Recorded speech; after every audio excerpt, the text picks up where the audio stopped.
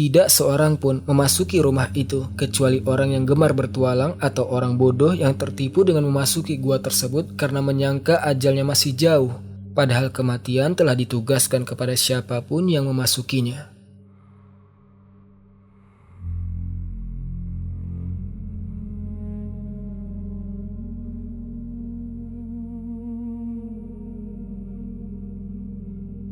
Shaddad bin Ad adalah raja Arab yang paling banyak memiliki kisah yang tak terhitung jumlahnya.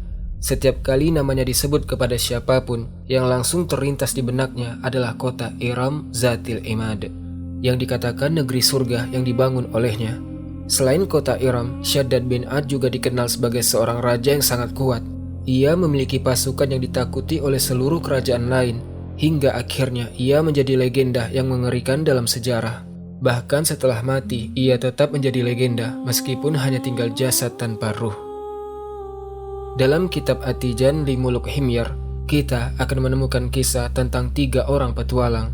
Mereka mencari harta karun, tetapi tiba-tiba terperangkap dalam berbagai jebakan dan rahasia peninggalan Shaddad bin Ad. Siapakah ketiga petualang itu? Dan bagaimana kisah mereka? Itulah yang akan kita ketahui dalam episode hari ini. Tanpa berlama-lama lagi, bismillah, mari kita mulai.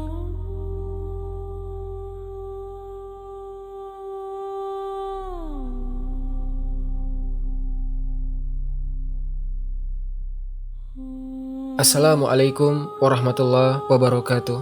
Semoga Allah menyambut kita dengan kebaikan, menjadikan surga sebagai tempat kembali kita semua, tempat tinggal kita dan kalian semua, wahai Rabb semesta alam.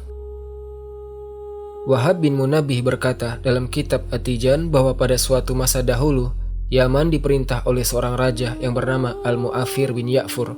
Raja ini sangat kuat dan sangat keras. Ia juga gemar menaklukkan wilayah-wilayah untuk digabungkan ke dalam kerajaannya. Pada suatu hari, raja ini memimpin pasukannya menuju Mesopotamia, tepatnya ke kerajaan Babilonia. Setelah melalui banyak peperangan melawan bangsa Babilonia, ia berhasil menguasai kerajaan mereka dan menggabungkannya ke dalam kerajaannya. Setelah itu, ia memutuskan untuk bergerak bersama pasukannya menuju Armenia. Ketika tiba di Armenia, ia melihat bahwa ia tidak mampu lagi memperluas penaklukannya di wilayah tersebut, maka ia memutuskan untuk kembali ke Jazirah Arab. Dalam perjalanan pulang, ia melewati Mekkah. Di sana ia memberi salam kepada keturunan Nabi Ismail alaihissalam, juga kepada para tetua kabilah Jurhum. Setelah itu ia menuju kota Son'ah, dan di sanalah ia wafat. Setelah Raja Al-Mu'afir wafat, kabilah-kabilah Himyar berkumpul untuk mengangkat seorang raja baru. Raja itu adalah Shaddad bin Ad, yang dikenal sebagai seorang laki-laki yang kuat, tegas, sangat tangguh, pemberani, dan mencintai peperangan. Pada hari-hari pertama pemerintahannya, Shaddad bin Ad segera mengumpulkan pasukan yang besar dari seluruh penjuru Yaman, lalu berangkat bersama mereka. Sebelum kita menjelaskan kemana ia berangkat, ada satu informasi penting yang perlu kita ketahui. Misalnya, Shaddad bin Ad dikenal dengan gelar Tuba Shaddad bin Ad. Makna kata Tuba atau Tababi'ah dikatakan adalah mereka mengikuti matahari, bukan hanya dalam penyembahan, tetapi juga berjalan mengikuti perjalanannya. Setiap negeri atau kerajaan yang mereka jumpai akan mereka taklukkan dan mereka gabungkan ke dalam kerajaan mereka. Dikatakan pula bahwa kata Tuba atau Tababi'ah berarti mengikuti kerajaan-kerajaan, dengan makna yang sama, yaitu mengikuti wilayah-wilayah kekuasaan dan menguasai kerajaan-kerajaan yang berada di hadapan mereka.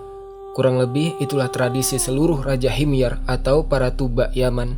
Dan setiap kali kamu membaca kisah seorang Tuba dari kalangan Tababi'ah, wajar jika kamu menemukan banyak kemiripan dengan Tuba lainnya, karena hampir semuanya keluar berperang. Shaddad bin Ad pun berangkat dari Yaman memimpin pasukannya menuju Armenia dan berhasil menguasainya sepenuhnya. Setelah itu ia mengarahkan perhatiannya ke arah barat, menuju kawasan Afrika Utara. Ia berangkat bersama pasukannya dan mulai menaklukkan kerajaan demi kerajaan. Tidak ada satupun kerajaan yang mampu menghentikan laju penaklukannya, hingga akhirnya ia mencapai titik paling barat, yaitu Lautan Samudra, yang dimaksud adalah Samudra Atlantik. Di wilayah Maghrib, Shaddad bin Ad sangat menyukai keadaan dan suasana di sana, maka ia menetap di sana selama 100 atau 200 tahun. Selama masa itu, ia membangun banyak istana dan benteng. Setelah masa tersebut berlalu, Shaddad bin Ad kembali ke Yaman. Begitu tiba di Son'ah, ia langsung menuju istana para Tuba yang dikenal dengan nama Istana Ghamdan. Syaddad memandang istana Ghamdan dan merenung sebelum memasukinya. Dadanya terasa sesak dan ia enggan memasuki istana itu. Setelah perjalanan panjangnya, ia telah melihat begitu banyak istana dan benteng yang indah, sehingga ia merasa istananya sendiri tidak lagi seindah dan semegah bangunan-bangunan yang telah ia saksikan di negeri-negeri yang jauh. Karena itulah Syaddad bin Ad memutuskan untuk membangun sebuah istana baru. Bahkan lebih tepatnya bukan sekedar istana baru, melainkan sebuah kota yang utuh. Sebuah kota yang sangat indah dan dibangun dari permata serta batu-batu mulia. Tentu saja kota ini pasti sudah terlintas di benak kalian, yaitu kota Iram.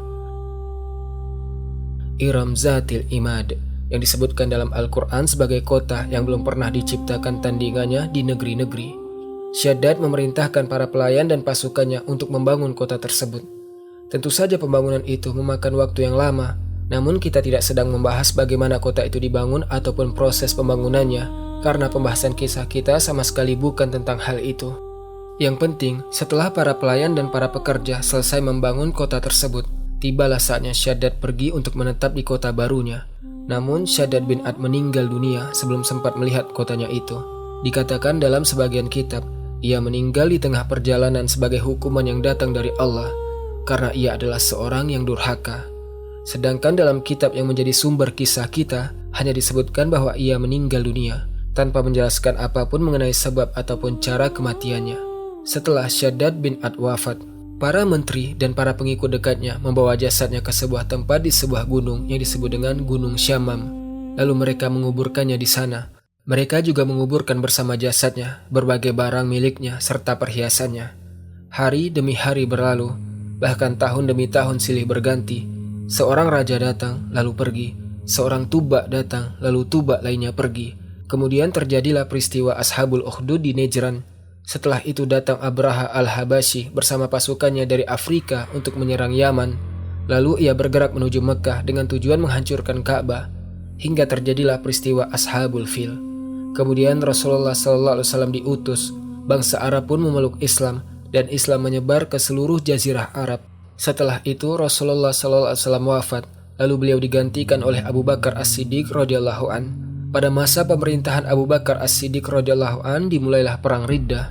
Agar ceritanya tidak membingungkan dan tidak membuatmu kehilangan alur, sahabatku, semua peristiwa yang tadi saya sebutkan hanyalah untuk menjelaskan bahwa telah terjadi begitu banyak kejadian, hingga akhirnya kita sampai pada masa kisah kita ini, yaitu pada masa Abu Bakar As-Siddiq, tepatnya pada tahun Riddah.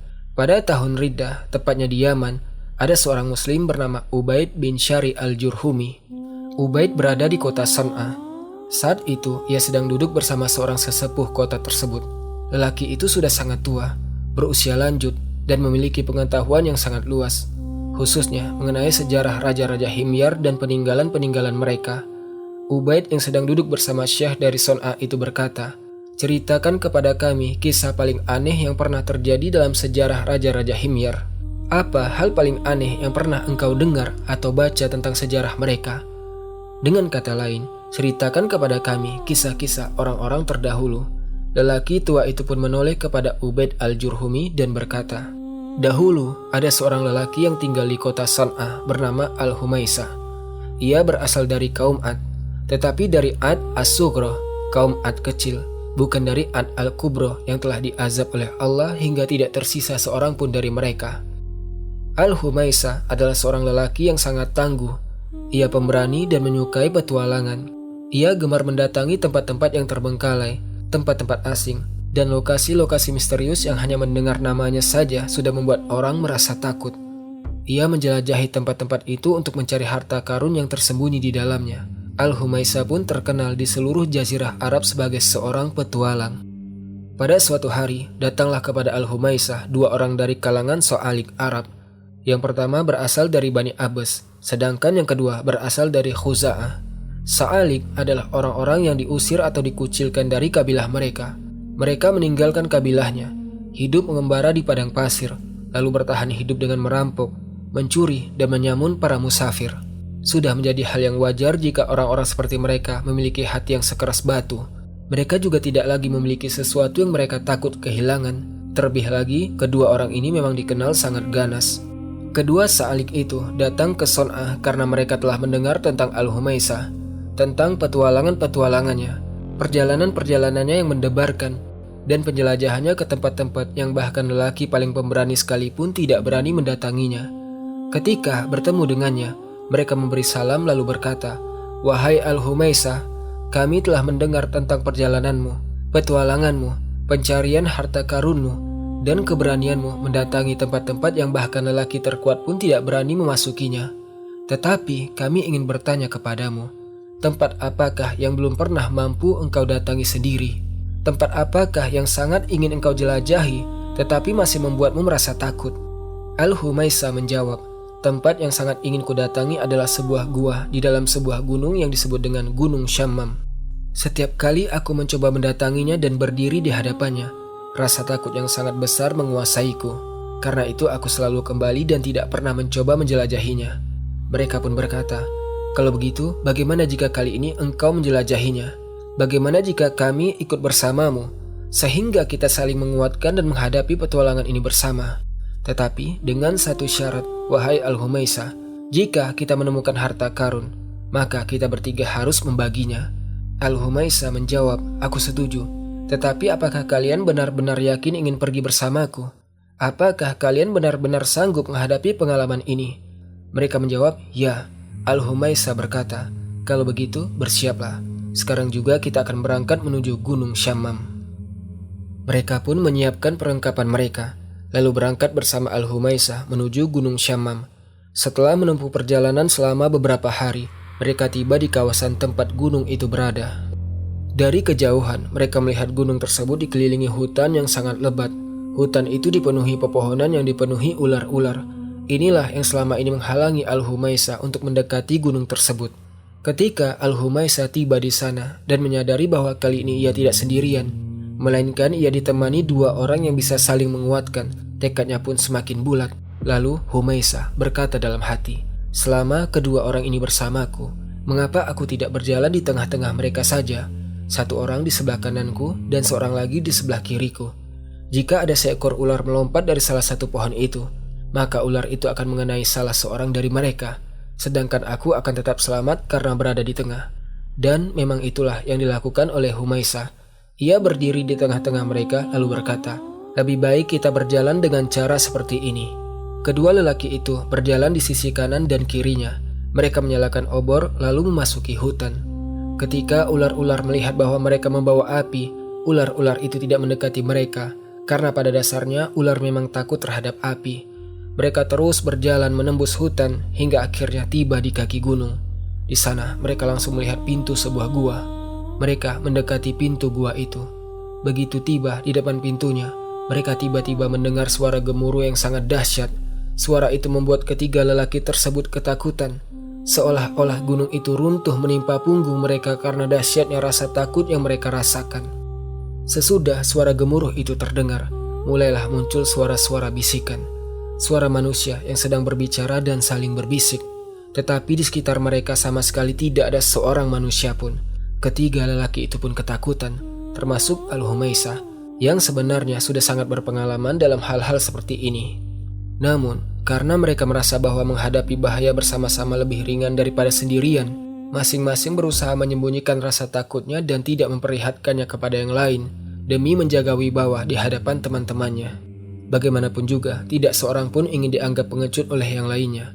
Setelah ketiga petualang itu berhasil menguasai diri, mereka mendekati pintu gua itu lebih dekat lagi. Di sana, mereka menemukan sebuah tulisan dengan huruf Himyar. Lelaki dari Bani Abbas dan lelaki dari Khuza'ah mencoba membacanya, tetapi mereka tidak mampu. Mereka pun memanggil Al-Humaisah dan berkata, "Bacakan kepada kami apa yang tertulis di situ." Al-Humaisah lalu membacanya. "Janganlah memasuki tempat ini kecuali orang yang mempertaruhkan dirinya, atau orang bodoh yang memasuki gua ini dalam keadaan tertipu. Sesungguhnya ajal telah hadir bagi siapa saja yang memasukinya, dan telah ditugaskan kepada siapapun yang mendatanginya." Begitu Al-Humaisah selesai membaca bait-bait itu, mereka semua merasa ketakutan. Tulisan itu sangat jelas merupakan sebuah ancaman bagi siapa saja yang memasuki gua tersebut. Al-Humaisah, karena ia adalah pemimpin mereka dan orang yang paling berpengalaman di antara mereka, meskipun sebenarnya juga merasa takut, berusaha mengumpulkan keberaniannya Ia memandang kedua temannya lalu berkata, "Bagaimana? Apakah kita tetap masuk atau kembali pulang?" Lelaki dari Khuza'ah menjawab, "Banyak orang telah hidup di dunia ini tanpa pernah mengalami apa yang sedang kita alami sekarang. Maksudnya, wahai Al-Humaisah, rasa takut, petualangan, dan bahaya yang sedang kita hadapi ini bukanlah sesuatu yang dialami oleh banyak orang. Dan apa yang ada di hadapan kita jelas bukan perkara yang mudah." Setelah itu, Al-Humaisah menoleh kepada lelaki dari Bani Abbas untuk meminta pendapatnya. Namun, mereka mendapati bahwa lelaki itu telah mengangkat barang bawaannya dan kembali berjalan menuju hutan. Lelaki dari Bani Abbas itu begitu mendengar bait-bait tersebut, langsung menyadari bahwa ia tidak boleh memasuki gua itu. Begitu lelaki dari Bani Abbas itu menyadari bahwa memasuki gua tersebut berarti kematian, ia pun meninggalkan kedua temannya, yang menurutnya telah menjadi orang-orang gila, lalu kembali ke San'a.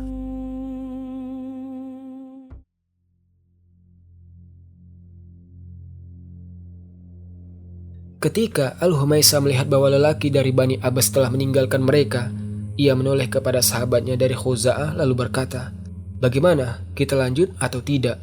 Lelaki dari Khuza'ah menjawab, "Kita lanjut."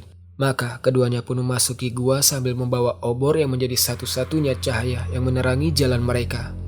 Belum lama mereka berjalan, tiba-tiba hembusan angin yang sangat dingin menghantam tubuh mereka, lalu menghilang begitu saja. Setelah itu terdengar suara bisikan-bisikan, kemudian suara gemuruh yang sangat dahsyat mengguncang tanah. Semua itu bercampur dengan suara desisan ular yang memenuhi seluruh gua. Di saat itu, lelaki dari Khuza'ah benar-benar ketakutan. Dan memang wajar baginya untuk merasa takut. Bayangkan saja, hembusan angin dingin datang menghantammu lalu tiba-tiba lenyap. Ada bisikan-bisikan yang terdengar seperti bisikan setan. Ada suara dentuman yang entah berasal dari mana. Ditambah lagi suara ular-ular di segala penjuru. Lelaki dari Khuza'ah pun memegang sahabatnya, Al-Humaisah, lalu berkata, "Wahai Al-Humaisah, engkau telah menyeret dirimu sendiri menuju sesuatu yang dibenci. Wahai Al-Humaisah, apakah engkau benar-benar yakin dengan gua ini? Maksudnya, apa yang sedang kita hadapi jelas merupakan bencana. Tetapi apakah bencana ini sepadan? Apakah engkau benar-benar yakin bahwa kita akan menemukan harta karun di dalam gua ini?" Al-Humaisah menjawab, "Wahai orang Khuza'ah, aku tidak akan meyakini sesuatu sebelum kedua mataku sendiri melihatnya." Jawaban itu sangat mengejutkan lelaki dari Khuza'ah. Dengan ucapan itu, Al-Humaisah seakan berkata kepadanya, "Aku tidak bisa memastikan apapun sebelum aku melihatnya sendiri. Aku tidak bisa menjamin bahwa di sini benar-benar ada harta karun, atau bahwa kita akan mendapatkan emas dan permata." Mendengar jawaban itu, lelaki dari Khuza'ah menjadi sangat marah kepada Al-Humaisah. "Engkau menyeret kami masuk ke dalam gua, membawa kami ke petualangan yang begitu berbahaya, sementara engkau sendiri tidak yakin ada sesuatu yang layak didapat di dalamnya." Lalu ia berkata kepada Al-Humaisah, "Engkau telah menjual dirimu demi kehidupan yang fana dengan harga yang paling murah. Petualanganmu ini, wahai Al-Humaisah, justru akan membinasakan kita semua. Kami memang mendengar bahwa engkau seorang petualang, tetapi kami tidak menyangka bahwa engkau segila ini. Dengan cara seperti ini, engkau akan mati hanya demi sebuah petualangan." Meskipun mendengar semua ucapan yang melemahkan semangat itu, tekad Al-Humaisah sama sekali tidak goyah. Ia tetap melanjutkan perjalanannya di dalam gua. Sedangkan lelaki dari Khuza'ah tetap mengikuti Al-Humaisah, karena memang tidak ada lagi yang dapat ia lakukan. Ketika mereka berjalan semakin jauh ke dalam gua, mereka tiba di sebuah lorong. Di tempat itu, suara bisikan semakin banyak, dan suara gemuruh terdengar semakin dekat. Pada pintu lorong itu juga terdapat sebuah tulisan dengan huruf himyar. Lelaki dari Khuza'ah berkata kepada Al-Humaisah, "Bacakan kepada kami tulisan ini." Tulisan itu berisi bait-bait berikut. "Lihatlah orang yang sedang digiring, karena bahkan burung merpati pun digiring menuju sarangnya. Wahai para penghuni Gunung Syammam, semoga ia memenuhi apa yang telah dijanjikan oleh perjanjian itu. Bangkitlah menghadapi manusia ini, karena tempat tinggalnya telah memanggilnya menuju hari perpisahan." Makna tulisan itu sangat jelas. Maksud bait-bait tersebut adalah, "Wahai para jin yang tinggal di dalam gua ini, bangkitlah menghadapi manusia yang telah memasuki gua ini." Dan sangat jelas pula bahwa malam itu adalah malam perpisahan.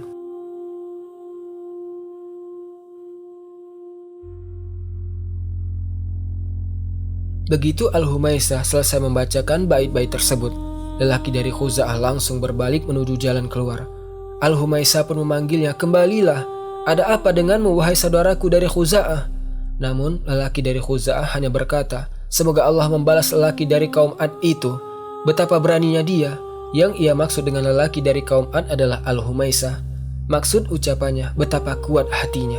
Lelaki dari Khuza'ah pun meninggalkan perjalanan itu. Sebagaimana sebelumnya lelaki dari Bani Abbas telah meninggalkannya.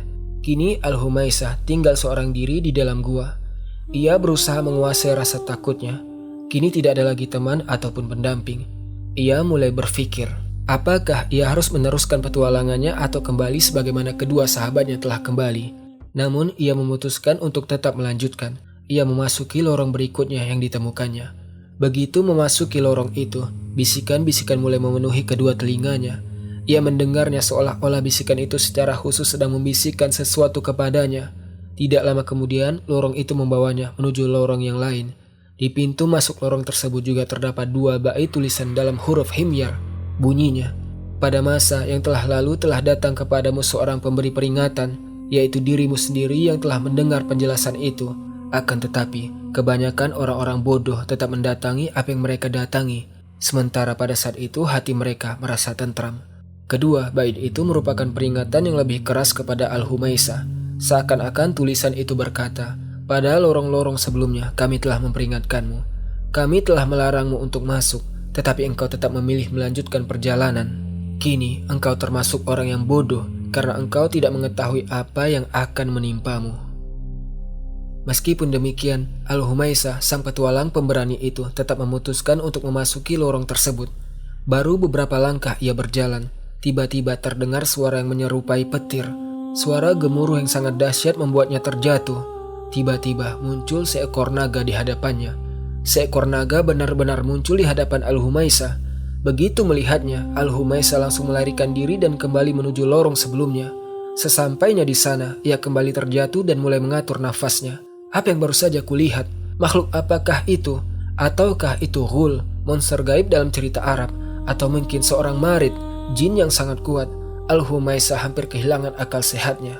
Namun, karena ia memang sudah cukup terbiasa dengan berbagai petualangan, meskipun belum pernah mengalami yang sebesar ini, ia mulai menenangkan dirinya sedikit demi sedikit, menguasai emosinya, mengumpulkan keberaniannya, dan mencoba memahami apa yang baru saja terjadi.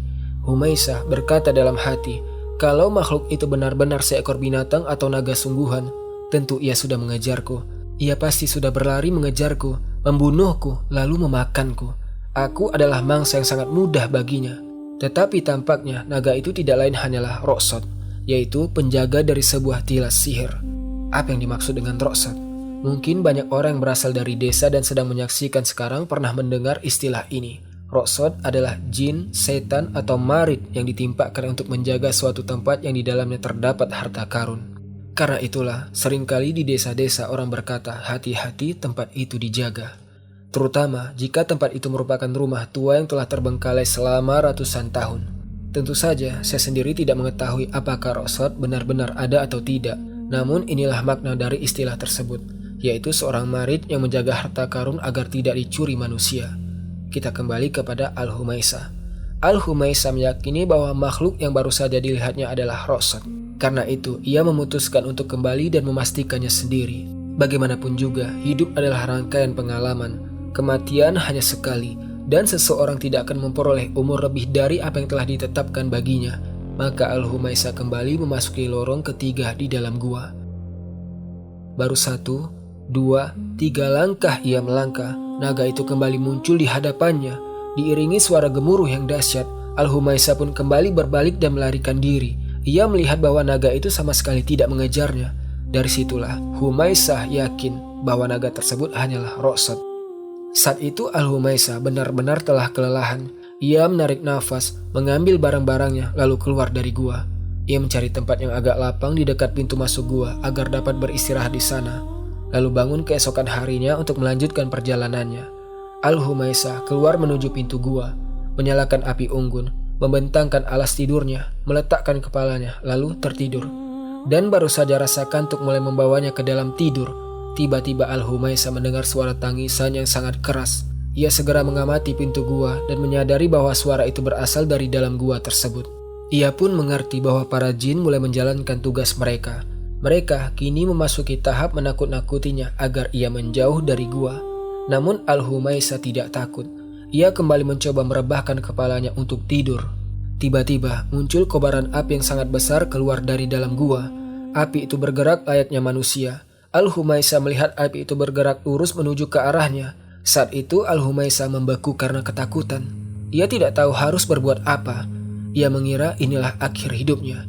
Api itu terus mendekat, semakin mendekat hingga akhirnya menghantam tubuh Al-Humaisa. Lalu keluar menembus ke sisi yang lain. Saat itulah Al-Humaisa menyadari bahwa mereka masih terus berusaha menakut-nakutinya. Karena itu ia memutuskan untuk mengabaikan semua itu dan tetap tidur. Al-Humaisa pun tidur di tengah suara tangisan dan bisikan-bisikan. Beberapa kali ketika sedang tidur, ia terbangun karena merasa dipukul. Ia terbangun karena mendengar benturan, tetapi tidak mengetahui siapa yang memukulnya. Semua itu tetap dihadapinya hingga pagi tiba. Keesokan paginya, Al-Humaisa kembali mengumpulkan barang-barangnya, lalu memasuki gua sekali lagi. Begitu ia menginjakkan kakinya ke dalam gua, ia mendengar sebuah suara berkata, "Wahai Al-Humaisa, kami tidak membutuhkan kedatanganmu." Al-Humaisa mendengar suara itu dan menyadari bahwa kini ia telah benar-benar memancing kemarahan para penghuni gunung tersebut. Ia pun tahu bahwa ia harus menguatkan dirinya, karena apa yang akan datang pasti lebih berat. Suara bisikan semakin keras, suara benturan dan pukulan terdengar di segala penjuru. Namun Al-Humaisa tetap berjalan masuk ke dalam gua. Ia memasuki lorong kedua dan semakin mendekati lorong ketiga. Sebelum memasuki lorong ketiga dan bertemu kembali dengan naga itu, Al-Humaisa mengarahkan pandangannya ke jejak langkah kakinya sendiri. Ia mulai berjalan perlahan sambil terus memperhatikan setiap langkahnya. Ketika memasuki lorong ketiga, ia melangkahkan kaki pertama, kemudian kaki kedua, lalu ketiga. Seketika naga itu kembali muncul. Al-Humaisa segera mundur. Saat itulah ia mengetahui bahwa tepat di tempat pijakan langkah ketiganya terdapat tilas sihir penjaga Roksot. Karena Al-Humaisa selalu membawa peralatan menggali dalam setiap petualangannya. Ia mengambil cangkulnya lalu mulai menggali tepat di bekas pijakan kakinya. Benar saja, di tempat itu ia menemukan tali-tali dan rantai-rantai yang bertuliskan berbagai rajah dan tilas sihir. Ia pun memotong tali-tali itu dan mematahkan rantai-rantainya. Seketika naga tersebut roboh dan mati.